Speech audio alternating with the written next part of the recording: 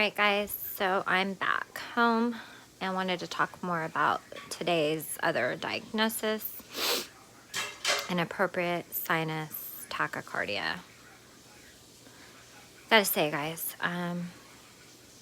it's just one of those blanket diagnoses, and all they're basically saying is, yeah, something's going on, but we don't know what's causing it. I don't even know where to go from here. I am, I'd say, scared. Anyways, basically, I mean, you guys, like, I stand up and my heart is all over the place. I lay down, it's still all over the place, which a lot of people are lucky that have this, and their heart goes back down when they lay down, because that's kind of more POTS. I don't have POTS. I have it just to where my heart is going nuts whenever it wants to. And I don't even drink caffeine or eat candy or anything like that. So the cardiologist told me today, she said, think mindful thoughts. I'm like, you are telling me to think mindful thoughts? That's supposed to help me. So if you're suffering with inappropriate sinus tachycardia, you guys will also know that's so hard to tell what and where your symptoms are coming from. My symptoms, they're all over the place, literally.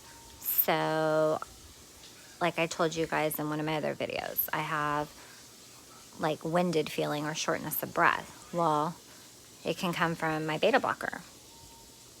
But then again, it can come from inappropriate sinus tachycardia. I mean, life is so short as it is, and then when you get something like this and nobody has any answers, you're like, well, what do I do? So, well, here's the plan for me. Sleep study test, and then a treadmill test, which I know I'm going to fail because I can't even walk fast without feeling winded. But you guys, let's really, really think of the real thing here.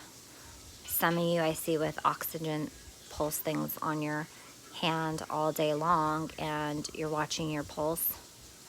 And it's just because it's so anxiety driven at that point where you're just compulsing over it because it's our new life, right? I don't do that. Instead, of course, I take my pulse all day long. I mean, in the dumbest things, it's like my pulse can be normal, and if it goes up higher a little bit or lower, I'm freaking out now because you just don't know.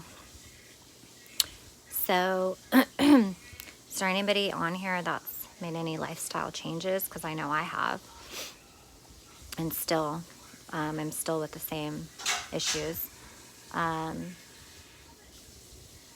It saddens me that, it's one of those things that we have to go through, and scary. Oh, and then I've got 2 different cardiologists telling me 2 different things. So who do I believe? One of them says, if my heart goes fast, just ride the wave, let it go, don't get scared. The other one says, if it goes fast and it's been 10 minutes, sorry, my cat bit me on top of it all, guys. The other one says, if my heart goes fast more than 10 minutes, call an ambulance if it doesn't come back down. It's like, okay, what one is it? Like, I don't even know if these doctors are even educated enough to even really know what this is. I think maybe they're just guessing themselves. And then they try to tell you, oh no, it's not life-threatening. But then they tell you, hurry up and get emergency care. I mean, which one is it? How do they expect any of us to not be scared or worried? Does anybody else check their heart rate all day long or worry about their pulse or get scared to do anything? Or does anybody feel this weird shortness of breath, or it's kind of like winded, or kind of like your pulse is not catching up with you, or I don't know, or weird beats or flutters or anything like that, I totally want to know your guys' experience, because for me, this is an everyday, all day thing. So like, subscribe, and let me know, guys.